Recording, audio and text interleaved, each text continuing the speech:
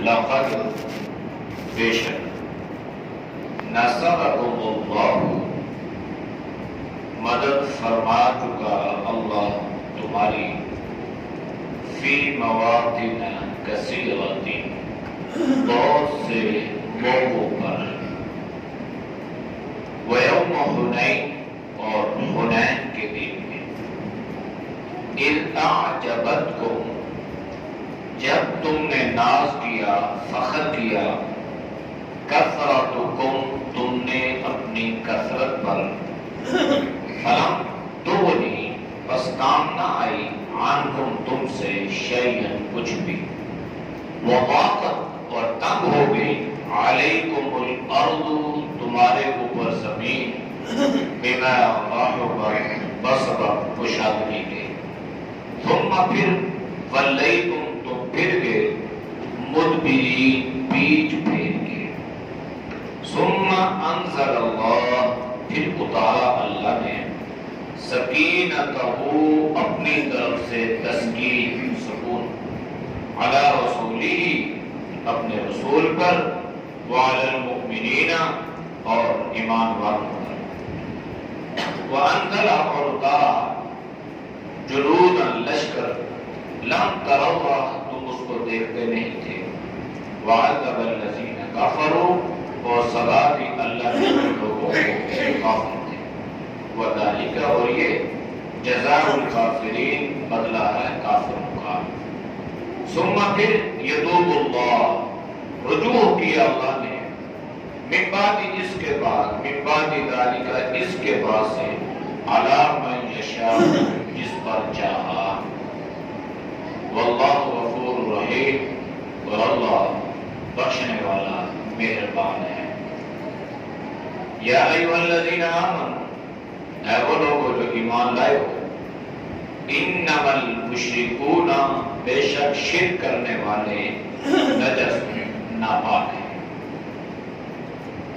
فلا یقربوا المسجد الحرام بس قریب نہ جائیں مسجد حرام کے بعد عامی اس سال کے بعد وَإِنْ خِفْتُمْ اگر تمہیں خوف ہو عیلتاً فقر کا غربت کا فَسَوْفَ بس عن قریب یغنیکم اللہ اللہ تمہیں غنی کر دے گا من فضلہ اپنے فضل سے انشاء اگر وہ چاہے ان اللہ بے شک اللہ علیم جاننے والا ہے حکیم حکمت والا ہے آیات کا پچھلی آیت کے ساتھ ربط یہ تھا کہ اہل ایمان پر صحابہ پر بہت مشکل مرحلے آئے ان مشکلات میں سے ایک مشکل یہ بھی تھی کہ اللہ نے صحابہ سے فرمایا ہجرت کرو مکہ چھوڑو اب جو جدی کشتی سال سال سے مکہ میں رہنے والے تھے وطن کی محبت ان کے رگ و ریشہ میں سرایت کر چکی تھی اور یہ فطرتی عمل ہے جہاں پر انسان کا بچپن گزرے جوانی گزرے بڑھاپا گزرے باپ دادا گزرے قبرستان ہو اپنے خاندان ہو کنبہ قبیلہ ہو تو وہاں کی محبت اللہ انسان کے دل میں رکھتا ہے آپ نے مشاہدہ کیا ہوگا کہ باہر کی دنیا میں رہنے والے لوگ یورپ میں عرب میں خوبصورت سے خوبصورت جگہوں پہ رہنے والے لوگ تو وہ بھی آخر اپنے گاؤں میں اپنے دیہات میں جہاں پر بجلی نہیں ہے پانی نہیں ہے گیس نہیں ہے غربت ہے پسماندہ جگہ ہے دور دراز میں پیدل چلنا پڑتا ہے لیکن پھر بھی آتے ہیں اور بڑی خوشی سے آتے ہیں تو اس لیے کہ یہ تو ان کی جائے پیدائش تھی اور ان کی اس جگہ کی محبت اللہ نے دل میں ڈالی کہیں بھی چلے جاتے ہیں پھر واپس اس جگہ پہ آتے ہیں اب اللہ نے صحابہ سے فرمایا کہ بھئی ہجرت کرو اس وقت گویا ہجرت کی اہمیت اتنی تھی کہ بالکل اس پہ فرض کا درجہ دیا گیا اور اگر کسی نے بامر مجبوری ہجرت نہیں کی تو یہ تصور کیے جانے لگا کہ پتہ نہیں یہ مسلمان بھی ہے یا نہیں ہے. ورنہ اکثر صحابہ نے ہجرت فرمائی اور آسانی سے نہیں، بڑی مشکلات سے. صحابیات نے ہجرت کی، مشکلات سے صحابہ نے ہجرت کی. کئی جگہوں پہ معصوم بچوں کو ماں سے الگ کر دیا گیا، عورت کو خامد سے جدا کر کے خامد کو قید کر دیا گیا. یہ معاملات پیش آتے ہیں. تو جب تو یہ مشکل محلہ تھا ہجرت کا، لیکن انہوں نے کیا تو گزشتہ آیت میں اللہ نے اس کا ذکر اس انداز سے، اس کا موازنہ کیا کہ دیکھو یہ سارے رشتوں کی محبت اپنی جگہ پہ، لیکن ان سب سے زیادہ محبت اہل ایمان نے اللہ سے، اللہ کے رسول سے اور جہاد فی سبیل اللہ سے کرتی ہے. جہاد جوہد سے بنا ہے، مجاہدہ، مشقت. ایک جہاد جو صحابہ نے علی الاعلان میدان میں کیا، اور ہجرت کو بھی جہاد کہا گیا ہے اس لیے کہ اس میں بھی بہت محنت، مشقت ہے. تو اللہ نے گویا اہل ایمان کے لیے ایک یہ معیار مقرر کر دیا کہ اپنے ایمان کو پرکھنے کے لیے، جانچ پڑتال کرنے کے لیے، اس کا جائزہ لینے کے لیے تم ان دنیاوی رشتوں کو اور ان کی محبتوں کو اور یہ دنیاوی مال و متاع کو سامنے رکھو. پھر یہ دیکھو کہ ان کی وجہ سے تم اللہ کے احکامات کر گزرتے ہو یا اللہ کے احکامات کو نظر انداز کرا دیتے ہو. اگر اللہ کے احکامات ہیں، جہاد فی سبیل اللہ ہے، ہجرت ہے اور اللہ اور اللہ کے رسول کی اطاعت ہے، پھر تو ٹھیک ہے. آج کی آیت میں اللہ نے وہ جو پہلی آیات گزری تھی، اس آیات کا اس کے ساتھ تعلق. لَقَدْ نَصَرَكُمُ اللَّهُ، نصر یہ ماضی ہے اور لام بھی تحقیق کا ہے اور قد بھی تحقیق کا ہے، یعنی بے شک، بلا شبہ اللہ تمہاری مدد کر چکا. ماضی ہے، نصرہ مدد کی، مدد کر چکا اللہ تمہاری. فی مواطن، بہت سے جگہوں پہ، کثیرہ، زیادہ. یعنی اللہ نے اہل ایمان کی جو مدد فرمائی، بہت سے جگہوں پہ مدد کی ہے.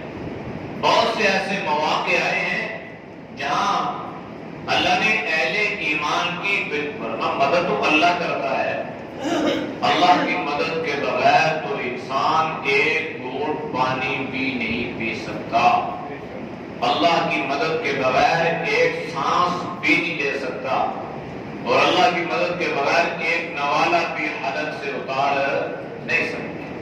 تو ہر عمل، لیکن کئی جگہ ایسی آتی ہیں کہ جہاں پر بالخصوص انسان کو اللہ کی مدد کی ضرورت پڑ جاتی ہے. اللہ نے فرمایا کہ اللہ نے تمہاری مدد فرمائی بہت سی جگہوں پر، بہت سے بدنوں میں، بہت سے مواقع پہ. لیکن وَيَوْمَ حُنَيْنٍ، اور بالخصوص یوم حنین، غزوہ حنین. اب اس میں غزوہ حنین کا ذکر ہے. غزوہ حنین جو تھا یہ ایک ایسا معرکہ تھا، ایسا غزوہ تھا جو باقی تمام غزوات سے ہٹ کے تھا. باقی جتنے غزوات ہیں، غزوہ تبوک اور غزوہ بدر، غزوہ احد، غزوہ خندق، یہ سارے مدینہ کے مضافات میں ہیں. اور غزوہ حنین جو ہے یہ مکہ کی طرف ہے. طائف کی سرسبز شاداب وادیوں میں دو قبیلے آباد تھے. ایک قبیلے کا نام بنو ثقیف اور دوسرے کا نام تھا بنو حوازن. یہ اسلام کے مخالف تھے. مکہ فتح ہوا تو جناب نبی کریم صلی اللہ علیہ وسلم کے ساتھ 10,000 کا لشکر موجود تھا. 10,000 یہ تھے. 2,000 مکہ میں سے کچھ افراد، کچھ ایمان لائے، کچھ تھوڑے بہت ایسے تھے جو ایمان والوں کے خاص خادم تھے، وہ بھی جن کی تعداد مورخین نے بہت کم بیان فرمائی ہے. لیکن بہرحال ہر طرح کے افراد مل کر تقریباً 12,000 افراد پر مشتمل یہ لشکر تیار ہو گیا، اور یہ سب سے بڑا لشکر تھا۔ یعنی اتنی بڑی تعداد آج سے پہلے ایمان والے کسی غزوہ میں نہیں گئے۔ بدر آپ دیکھ لیں، بہت دیکھ لیں، تو غزوہ خندق آپ دیکھ لیں، لیکن اب 12,000 کا لشکر ہے۔ اب جب انہیں علم ہوا کہ ہم تو تعداد میں اتنے زیادہ ہیں، تو انسان جو ہے نا، یہ آخر انسان ہے، تو ان کے دل میں یہ خیال پیدا ہوا کہ جب ہم تھوڑے ہوتے تھے تو اللہ ہمیں بڑے لشکر پر غلبہ عطا کر دیتا تھا، آج تو ہم زیادہ ہیں تو آج تو غالب آنا کوئی مشکل ہی نہیں ہے۔ دوسرے لفظوں میں جیسے ہم یہ کہتے ہیں ہمارے پاس آپ کا کھیل ہے، یہ تو مسئلہ ہی نہیں، یہ تو کوئی پرابلم ہی نہیں۔ اب یہ چیز حضرات صحابہ کے دل میں یہ فکر کے خیال پیدا ہوتا، اور یہ کوئی ایسی بات بھی نہیں ہے، کوئی مایوب بات بھی نہیں ہے، کوئی برائی بھی نہیں ہے۔ انسان کے دل میں یہ خیال آ سکتا ہے، لیکن بیماری اللہ کی طرف سے ہے۔ انسان بیمار ہو تو انسان کہتا ہے چلو مسئلہ نہیں ہے، میرے پاس بہت پیسہ ہے، میں بڑے اچھے سے اچھے اسپتال میں چلا جاؤں۔ اب پیسہ ہونے کے باوجود صحت نہیں مل رہی، اللہ کے اختیار میں، اللہ کے حکم سے ہوگا، تو اللہ نے اس کا ذکر یوں فرمایا، اِنْ أَعْجَبَتْكُمْ كَثْرَتُكُمْ، جب تم نے ناز کیا، تعجب کیا، یعنی ناز کیا تم نے اپنی کثرت پر، اپنی زیادتی پر، لیکن صورتحال کیا ہو گئی؟ فَلَمْ تُغْنِ عَنْكُمْ شَيْئًا، کہ یہ کثرت تمہارے کچھ بھی کام نہ آئی۔ کثرت، اللہ کے ہاں کثرت یا قلت کا کوئی معیار نہیں ہے، ورنہ اللہ نے قرآن میں ذکر فرمایا کم من فئۃ قلیلۃ غلبت فئۃ کثیرۃ بإذن اللہ۔ بہت مرتبہ اللہ نے ایسا فرمایا کہ کم کو اللہ نے، قلیل کو اللہ نے کثیر پر غلبہ عطا کر دیا، اور ایسا بھی ہوا کہ کثیر جو ہے یہ قلیل پہ غالب۔ تو کثیر اگر قلیل پر غالب آتے ہیں تو یہ بات تو عقل میں بھی آتی ہے، سمجھ میں بھی آتی ہے، لیکن اگر قلیل کثیر پر غالب آئے تو یہ بات انسان کی سمجھ سے بالا تر ہے کہ 1,000 اور 3,000 کا کیا مقابلہ ہے، 313 کا اور 1,000 لشکر کا کیا مقابلہ، یہ بات سمجھ میں تو آتی ہے۔ یہاں پہ ایسا ہوا کہ 12,000 کا لشکر، اور دل میں یہ خیال پیدا ہوا تو یہ تو مسئلہ ہی نہیں، بدری صحابہ بھی ہیں، بہت کے بھی ہیں، بیعت رضوان والے بھی ہیں، اور مہاجرین بھی ہیں، انصار بھی ہیں، 12,000 کا لشکر ہے، اور فکر کی بات ہے، یہ دل میں خیال پیدا ہوا تو اللہ نے فرمایا کہ فَلَمْ تُغْنِ عَنْكُمْ شَيْئًا، تمہاری کثرت تمہیں کام نہ آئی۔ ہوا کیسے کام نہ آئی؟ جب کہ گئے نا بڑے جذبے سے اور یہ ذہن لے کے کہ اب تو بہت زیادہ ہے، اور وہ کیا، لیکن وہ جو لوگ تھے نا، اگرچہ وہ کم تھے لیکن عرب میں وہ لوگ تیر انداز مشہور تھے، بڑے زبردست تیر انداز تھے۔ اب انہوں نے کیا کیا، یہ لشکر پہنچنے سے پہلے انہوں نے مناسب جگہ جو جنگی تدبیر کے اعتبار سے بہتر ہوتی ہیں، مناسب سمجھی جاتی ہیں، ان کو دیکھا اور ان گھاٹیوں میں بڑے بڑے تیر انداز بٹھا دیے۔ اب ان کے تو ذہن میں بھی بات نہیں تھی، اب یہ جو اس گھاٹی میں سندیپ میں داخل ہوتے ہیں تو ہر طرف سے آن الفانا جناب تیروں کی بارش۔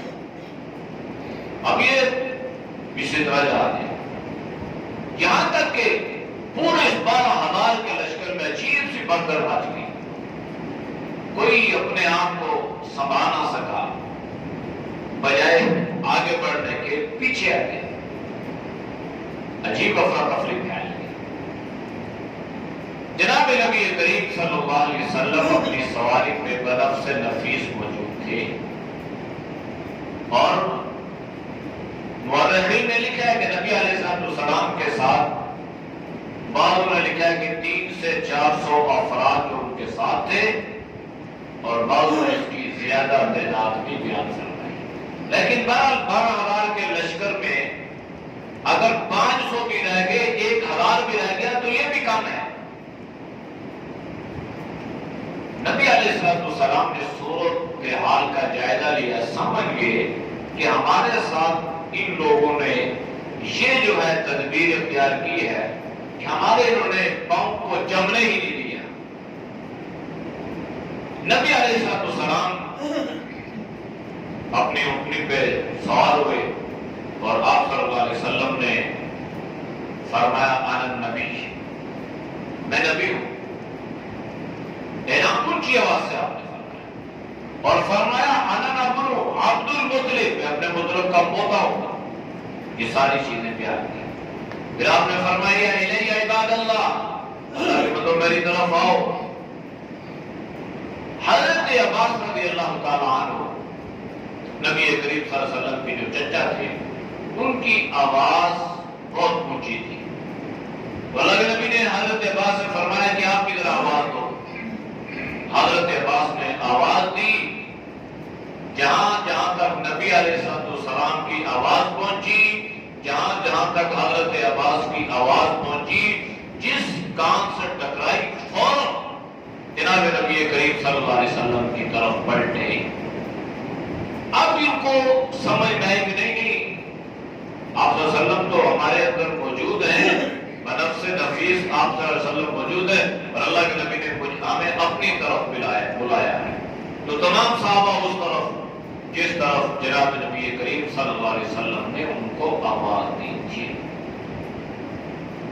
اب اگر کوئی اس پہ اعتراض کرتا ہے نا، تو 1 منٹ کے لیے اگر اس کا ہم اعتراض مان بھی لیتے ہیں کہ صحابہ آپ صلی اللہ علیہ وسلم کو چھوڑ کر پیچھے ہٹ گئے، یا کوئی آدمی اگر گستاخی سے کہتا ہے تو بات کے 1 منٹ کے لیے اگر ہم اس کی بات کو مان بھی لیں، اس کا جواب یہ ہے کہ اگر تمہاری اس بات کو ہم مان بھی لیں، تو پھر جب اللہ کے نبی نے آواز دی تو آپ کی آواز پر لبیک کہہ کے فوراً کیوں نہ پہنچے، فوراً وہاں کیوں پہنچے؟ تو اس کا مطلب ہے صحابہ فوراً وہاں پہ پہنچ گئے جہاں نبی علیہ السلام نے ان کو بلایا تھا۔ تو یہ جو قرآن نے یہ کہا نا کہ فَلَمْ تُغْنِ عَنْكُمْ شَيْئًا، تمہاری کثرت تمہارے کام نہ آئی، پاؤں اکھڑ گئے، تیر اندازی بارش کی طرح ہونے لگی، اور یہ اپنے آپ کو سنبھال نہ سکے، اگرچہ وہ لوگ تعداد میں کم تھے لیکن منظم طور پہ تھے نا۔ اب ان کے ذہن میں تو یہ صورتحال تھی نہیں کہ ہمارے ساتھ آنن فانن ایسا مسئلہ پیش آ جائے گا۔ مکہ میں مسئلہ پیش نہیں آیا، جو ان کا ڈر تھا، تو ان کے ذہن میں یہ تھی کہ انشاءاللہ عرفات کو بھی فتح کریں گے، اور علم جناب نبی کریم صلی اللہ علیہ وسلم کے پاس تھا، جھنڈا اللہ کے نبی کے پاس تھا۔ یہ امتحان وقتی طور پہ آیا، اللہ کے نبی نے آواز دی تو صحابہ فوراً جناب نبی کریم صلی اللہ علیہ وسلم کی آواز پہ لبیک کہتے ہوئے گئے۔ قرآن نے کیا ذکر کیا؟ وَضَاقَتْ عَلَيْكُمُ الْأَرْضُ، تمہارے اوپر زمین تنگ ہو گئی، بِمَا رَحُبَتْ، باوجود اس کے کہ وہ فراخ تھی۔ زمین تو بڑی وسیع ہے، فراخ ہے، لیکن جب انسان کسی مشکل میں پھنس جاتا ہے تو اس کو اس اعتبار سے تعبیر زمین تنگ ہو گئی ہمارے لیے۔ اور زمین کی تنگی یہ تھی کہ ہر طرف تیروں کی اتنی کثرت سے تیر اندازی، اور صحابہ کے لشکر میں ایسی برکت کہ سمجھ نہیں آ رہی تھی بھائی کس طریقے سے یہ ہو رہا ہے اور کیا ہو رہا ہے۔ بات نہ چاہتے ہوئے بھی وہ واپس پلٹے تو قرآن نے ذکر کیا ثم ولیتم مدبرین، تم پیچھ پھیر گئے تھے۔ ظاہری بات تو آگے سے تیر اندازی ہونا شروع ہو گئی نہایت، اور تیر اندازی جو تھی یہ معمولی تھی، بہت شدت کی، اور ہر طرف سے تیروں کی بارش، تو صحابہ پلٹے پیچھے نکلے۔ تو اللہ نے فرمایا کہ ثم ولیتم مدبرین، تم پیچھے پلٹے، لیکن پھر کیا ہوا؟ ثم انزل اللہ سکینتہ، اللہ نے پھر ان صحابہ کے دلوں پر سکینت اتار دی، ان کے دلوں کو مطمئن کر دیا، پرسکون بنا دیا، تسکین اللہ نے انہیں عطا فرما دی۔ پہلے تو ایک دکھ، غم، پریشانی فوراً سوار ہوئی، پھر اللہ نے انہیں تسکین عطا فرمائی، اور اللہ نے ذکر کیا، فرمایا علی رسولہ، رسول پر بھی، وعلی المؤمنین، اور ان ایمان والوں پر بھی۔ اب یہ جو وعلی المؤمنین، یہ ساری باتوں کا کہ کوئی یہ نہ کہ یہ پیچھے بھاگ کے تو یہ ایمان والے نہیں تھے، اللہ نے فرمایا نہیں، جب یہ گئے اللہ نے ذکر فرمایا، پھر اللہ نے انہیں تسکین۔ یقین جانے صحابہ اللہ کی نظروں میں جو قدر و منزلت صحابہ کی ہے نا، یقین جانے کہ انسان عجیب انداز سے اللہ صحابہ کا ذکر فرماتے ہیں۔ اب دیکھیے صحابہ پڑھتے تھے نا، نبی علیہ السلام کے ساتھ 400-500 صحابہ پھر بھی موجود تھے، تو اللہ نے جب صحابہ کا ذکر فرمایا نا تو پہلے رسول کا ذکر فرمایا، پھر اللہ نے صحابہ کا ذکر بھی کر دیا، تاکہ کوئی کسی پر اعتراض جو گنجائش بنتی تھی اللہ نے اس گنجائش کو بھی ختم کر دیا کہ کوئی اعتراض نہ کرے، اس لیے کہ یہ میرے نبی کی جماعت ہے، یہ میرے نبی کی مقدس پاکیزہ جماعت ہے، باوجود اس کے کہ یہ انسان ہے نا، فرشتے تو نہیں ہے، انسان ہے، لیکن اللہ انسانوں سے ایسی محبت کرتا ہے کہ اگر کہیں پر بھی خدا نخواستہ غیر اختیاری طور پہ معمولی سی کوتاہی بھی ان سے کہیں سرزد ہو جاتی ہے تو اللہ اس کو بھی اس خوبصورت انداز سے بیان کرتا ہے کہ کوئی آدمی ان پر انگلی اٹھانے کا پھر حقدار نہیں ہے۔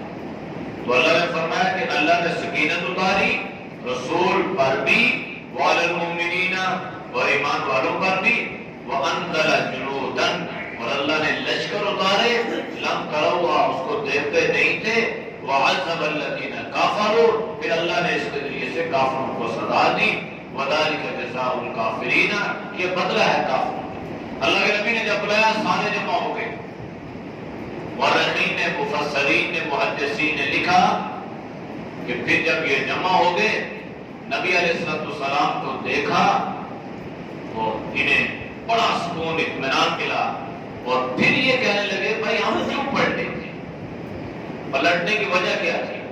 ہم نے تو غیر اختیاری طور پہ ایسا ہوا، جیسے ایک رش آ رہا ہے، بندہ ادھر کھڑا ہے، وہ اس کا رخ بھی موڑ گیا، ایسے ہی یہ صورتحال ہوئی تھی۔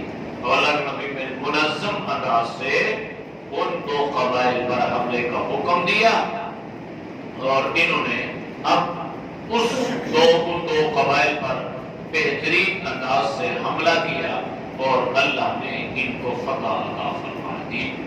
اصل میں یہ جو معاملات تھے نا، یہ تھوڑی سی جو ان پر امتحان آیا، یہ کس وجہ سے کہ ہم کثرت میں ہیں، تو یہ چیز جو ہے نا یہ اللہ اس کو پسند نہیں کرتا۔ کم ہو، زیادہ ہو، تھوڑے ہو، تو بس یہ سن لو کہ کم ہے، زیادہ ہے، تھوڑے ہیں، نہیں ہے، مدد اللہ کی شامل حال ہوگی تو اللہ فتح عطا فرمائے گا، اللہ کی مدد شامل حال نہیں ہوگی تو کثرت کے باوجود ہم ناکام ہو جائیں گے، شکست کھا جائیں گے۔ یہ اللہ نے ہمارا بھی ذکر فرمایا کہ کسی چیز کے انسان کو غرور نہیں کرنا، میں یہ اللہ کو پسند نہیں۔ حضرت علی رضی اللہ تعالیٰ عنہ اکثر فرمایا کرتے تھے کہ انسان اپنے علم پر گھمنڈ کرتا ہے، فخر کرتا ہے، اپنے مال پہ فخر کرتا ہے، اپنے عہدے پہ، اپنے ملک پہ، اپنے منصب پہ فخر کرتا ہے۔ فرمایا کرتے تھے من یعتمد علی علمہ فقد ضل، جس آدمی نے اپنے علم پہ میں بڑا عالم ہوں جی، جیسے آج کل اکثر لوگ نا بات تقریریں کرتے ہیں، ہمارے خطیب حضرات وہ اس انداز سے لوگوں کے منہ میں کہتے ہیں جو بات میں کہہ رہا ہوں کوئی اس کا چیلنج کا جواب بھی نہیں دے سکتا، اس انداز سے کہ وہاں پہ لوگوں کی بڑی چیز نعرے اور یہ اور وہ اور ساری چیزیں. تو یہ انسان ہی کر رہا ہوتا ہے کہ بھائی یہ تو اللہ نے ایک ضابطہ بیان فرمایا نا کہ ہر جاننے والے کے اوپر اللہ نے ایک جاننے والا رکھا ہے. یعنی کوئی آدمی دنیا میں آ کے یہ نہیں کہہ سکتا کہ میں صاحب میرے سے بڑا کروں. پیغمبر حضرت موسیٰ علیہ السلام تو جب ان کے دل میں احتیاط پیدا ہوا تو حضرت خضر علیہ السلام کی طرف بھیجا نا اللہ نے کہ جاؤ گا. قرآن میں سورۃ کہف میں تفصیلی واقعہ ہوتا ہے. اس لیے کبھی بھی یہ چیز کہ میں بڑا عالم ہوں کچھ نہیں. صحابہ کے علم کی اور ان کے احتیاط کی جو صورت تھی وہ یہ تھی کہ اگر کوئی آدمی سوال کرتا نا کہ بھائی اونٹنی کی کتنی ٹانگیں ہیں اور سواری پر وہ سوار ہوتے، کہتے ہیں اتنی احتیاط کرتے تھے کہ اتر کے گن کے پھر بتاتے تھے 4. ایسی بات تو بے احتیاطی بات ہو بھائی کسی معاملے میں، دین کے معاملے میں. ہمارے استاد ہیں مفتی تقی عثمانی صاحب اللہ اپنی زندگی عطا فرمائے. جب ان کے والد صاحب کا انتقال ہوا جو مفتی اعظم تھے مفتی محمد شفیع صاحب رحمۃ اللہ علیہ، تو انہوں نے اپنی کتاب میں لکھا ہے کہ ظاہری بات ہے والد کا انتقال ہوا، انسان کتنا بڑا ہی کیوں نہ ہو والد تو والد ہوتے ہیں، اور وہ والد جو مفتی اعظم بھی ہو. تو کہتے ہیں کہ مجھ سے کسی نے مسئلہ پوچھا طلاق کے بارے میں اسی دوران میں، تو بس اس میں پوچھا میں نے بتا دیا. تو بعد میں مجھے احساس ہوا کہ بھائی میں نے تو اس کا مسئلہ ٹھیک نہیں بتایا. اب میں اس آدمی کی تلاش میں نکلا آگے پیچھے پتہ نہیں کون تھا کیا تھا ایسے. انہوں نے لکھا کہ کبھی بھی ایسے مواقع پر جب انسان 100% دلی طور پہ مطمئن نہ ہو مسائل کو مت بتایا کرے. ہمارے ساتھ بھی یہ صورتحال پیش آتی ہے. گھر میں ماں بیٹھے ہیں بازار کی طرف دوڑ لگی ہے بھائی سودا لے کے آ رہے ہیں، میں آپ کی طرف آنا چاہتا تھا آ نہیں سکا. بس یہ مسئلہ 2-4 منٹ کا یہ اب برار میں مسائل پوچھ رہے. اب ایک فکر یہ لگی ہے کہ بھائی گھر میں مہمان بیٹھا ہے چیز لے کے جانی ہے، راستے میں مسئلہ پوچھ رہے ہیں مسئلہ نہیں بتاتا تو دوسری تو لوگ فوراً اٹیک کر دیں کہتے ہیں دیکھو جی یہ حال ہے بولیوں کا، ان سے کوئی پوچھے تو بتاتا ہی نہیں. تو اس لیے یہ ذہنی کیفیات جو ہے نا یہ ہر چیز پہ بڑی اثر انداز کرتی ہے. ایک آدمی کسی پریشانی میں مبتلا ہے، وہ سودا سر خرید رہا ہے، وہ بازار میں جا رہا ہے، اس کو اپنی کوئی پریشانی ہے، وہ بینک میں کھڑا ہے، وہ بل دے رہا ہے، یہ ساری پریشانیاں. اب انسان اس ماحول میں اگر وہ مسئلہ پوچھ رہا اور بتانے والا اس کو بتا بھی رہا ہے پتہ نہیں اس کو کیسا جواب ملے گا کیسا. اس لیے جب حالات بالکل اطمینان والے ہو، پرامن ہو، سکون ہو، اطمینان ہو، بتانے والا اپنی جگہ پہ اپنے مقصد پہ بیٹھا ہو، پورا ذہنی طور پہ مطمئن ہو تو پھر مسائل کو پوچھا جائے. تو خیر یہ احتیاط تو من اعتمد علی علمہ فقد ضل. کبھی انسان اپنے علم پہ یہ نہ کرے میں بڑا عالم ہوں، کوئی سے بڑا عالم ہی کوئی نہیں ہے. اگر کسی نے یہ کہہ دیا نا کہ میں ہی ہوں وہ تو اس سے کیا پتہ ہے، تو فرمایا کہ فقد ضل، وہ گمراہ ہو جائے گا، گمراہ ہو جائے گا. چنانچہ ایسے کئی واقعات کتابوں میں پڑھنے میں آئے اور سننے میں آئے کہ بالکل ایسا ہوا. من اعتمد علی مالہ فقد قل. میں بڑا مالدار آدمی ہوں جی، مجھے کسی کی پرواہ ہی نہیں ہے. اللہ اس مال میں اتنی بے برکتی پیدا کر دیتا ہے کہ مال ہونے کے باوجود اس کی پوری نہیں پڑتی. پریشانی میں مبتلا ہے، ادھر جا رہا ہے ادھر جا رہا ہے، عرض میں مبتلا ہو چکا ہے، ضروریات اس کی بڑھ گئی ہیں، پریشانیاں اس کی بڑھ گئی ہیں، بیماریاں اس کی بڑھ گئی ہیں، لیکن یہ کچھ نہیں ہے، یہ سب اللہ کی دین ہے. تو اللہ نے فرمایا وَذَلِكَ جَزَاءُ الْكَافِرِينَ. اللہ نے سزا تو دے دی کافروں کو، یہ تو بدلہ ہے، لیکن ایمان والوں کو بھی اللہ نے سبق سنا دیا نا کہ باوجود اس کے کہ تم کثرت میں تھے، تمہاری کثرت تمہیں کام نہ آئی، کثرت کے باوجود تم اللہ کی مدد کے محتاج ہوئے اور اللہ نے تمہاری مدد فرمائی. ثم يتوب اللہ، پھر اللہ نے توبہ کو قبول کیا. من بعد ذلک، اس کے بعد علی من یشاء، جس پر ہے. یعنی اللہ نے یہ ذکر فرمایا نا کہ ایسا ہوا تو اللہ نے اس کو خطا سے تعبیر فرمایا. یعنی صحابہ سے جو ایسی ہوئی نا، پھر بھی اللہ نے فرمایا کہ ثم یتوب اللہ، اب اللہ فرما رہا ہے کہ میں نے ان کی توبہ کو قبول کر لیا اس معاملے کے بعد جس پر چاہا۔ اب اللہ نے خود فرما دیا میں نے توبہ قبول بھی اللہ کرتا ہے۔ تو لہذا اب اگر کوئی یہ اعتراض کرے کہ صحابہ نعوذ باللہ بزدل تھے، یا صحابہ نے آپ صلی اللہ علیہ وسلم کو اکیلا چھوڑ دیا تھا، یا صحابہ بھاگے تھے، تو وہ قرآن پہ براہ راست تنقید کر رہا ہے، اللہ پہ تنقید کر رہا ہے، اس لیے کہ اللہ نے خود فرما دیا میں نے توبہ قبول کر لی، میں نے معاف کر دیا۔ جب اللہ کسی کو معاف کر دیتا ہے تو کسی تیسرے کو ان کا فریق بننے کی ضرورت نہیں ہے۔ واللہ غفور رحیم، اللہ بخشنے والا مہربان ہے۔ اس آیت میں انشاءاللہ کرتے ہیں۔ اعوذ باللہ من الشیطان الرجیم، بسم اللہ الرحمن الرحیم، لقد نصركم الله في مواطن كثيرة ويوم حنين إذ أعجبتكم كثرتكم فلم تغن عنكم شيئا وضاقت عليكم الأرض بما رحبت ثم وليتم مدبرين ثم أنزل الله سكينته على رسوله وعلى المؤمنين وأنزل جنودا لم تروها وعذب الذين كفروا وذلك جزاء الكافرين ثم يتوب الله من بعد ذلك على من يشاء والله غفور رحيم۔